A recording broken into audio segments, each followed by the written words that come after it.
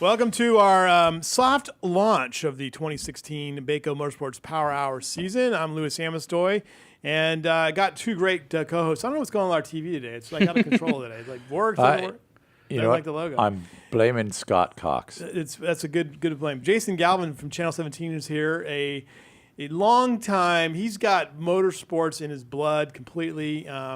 Have you done any dirt track racing in your career? So never actually raced. It's on my list of things to try.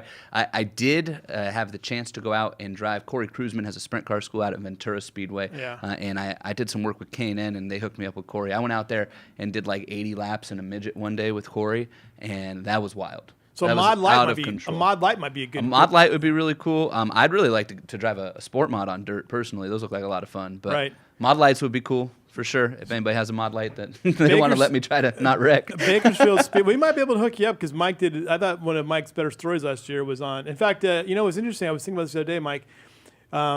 When you wrote that story on Bakersfield Speedway and the mod light division and what's going on with that and how it's developed into a nice little class. Who sent you a note thanking you for writing that story? Mayor Harvey Hall. Mayor Harvey Hall. Yeah, he's a race fan. Harvey is sponsored. Harvey used to race, I think. He had race cars. He sponsored race cars. Harvey's a race fan. So he pays attention. It's funny. You don't think Harvey's watching. He's watching. Oh, Harvey's always watching. We had him on this morning and on the morning show talking about his decision not to rerun. And he's sharp. Harvey kind of keeps quiet unless he's somewhere he needs to speak. Right. He just kind of sits back and takes it all in, but he don't miss much. It's one of those things where, and he was at Bakersfield Speedway a lot more at the end of the year when Mike Mosier passed away. I mean, at the Mike Mosier night, and gave him the keys to the city and everything. And so, Harvey was instrumental in some of that. Harvey had cars that ran out there back in the day, and one thing about Harvey's cars on dirt, he spent a lot of money to make them look like they were brand new when they came back to the track the next time. Yeah. And that's a little easier to do on pavement than it is on dirt because you're beating and banging all the time, but Harvey's cars always looked sharp on the dirt. Well, we were talking about your buddies at Low Budget TV, Yep. and they are fixtures at Bakersfield Speedway, and those guys work their butts off. And what is it they talk about Bakersfield? They love coming to Bakersfield. They love it. Bakersfield Speedway is their favorite track, and they're like I don't call them world travelers now, but like West Coast travelers. It's funny. The best thing that ever happened to a lot of us was Irwindale Speedway closing for the 2 years that it closed there because Tommy and Jeffrey only ever did stuff at Irwindale. It was never a consideration to do anything else.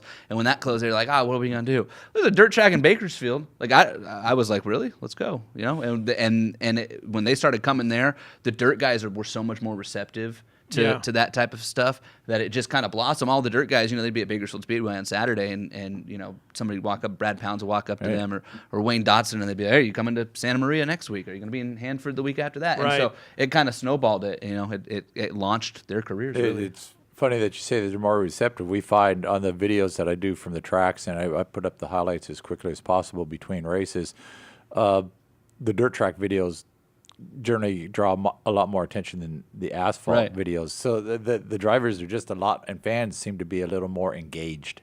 I agree totally. I think there's probably a few reasons for that, but they're so passionate too, and I think that and we've had pluses and negatives, from some of those videos, like the fire video last year. It was interesting, but it's a very passionate group, and I thought we had a really great response from the dirt track guys in 2015. So looking to carry that in 2016. Now, the start of the season for Bakersfield Speedway really begins in earnest. Everything kind of kicks off the 27th of, we have the awards banquet on Saturday night over the Crystal Palace.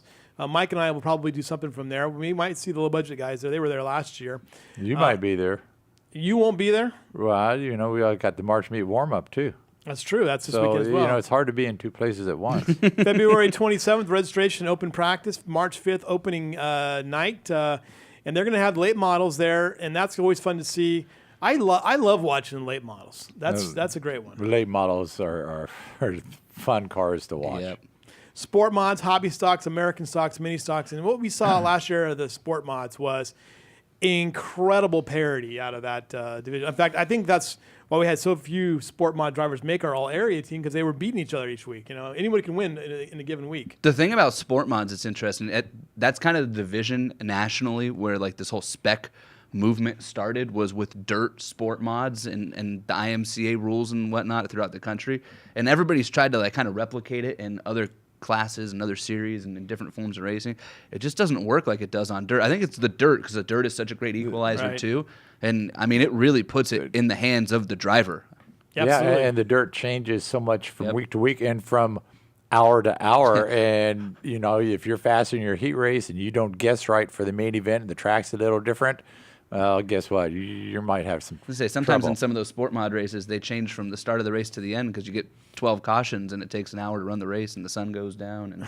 And the track maybe the whole track conditions change. Yeah. It'll change. I find it to be fascinating just to watch the track conditions to change. And those little lines and grooves they get into. And I'm I still consider myself a novice at the sort of reporting on this sport, but it is fascinating to watch the technical skill.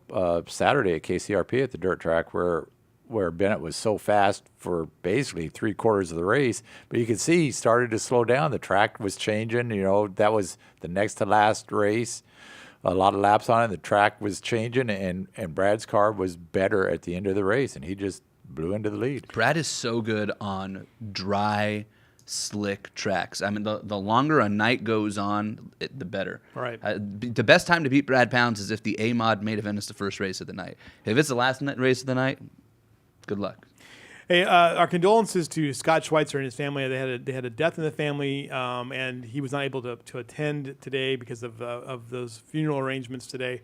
But our thoughts and our wishes with Scott. It's been he's a great friend of this show and been an avid supporter of the Power Hour and everything we've been doing here. So we'll see Scott next week and look forward to seeing him. Hopefully, see him on Saturday at the awards banquet, and look forward to seeing him in the future. We're going to take one more break. We'll be right back with Blake Bowser from Auto Club Formosa Raceway.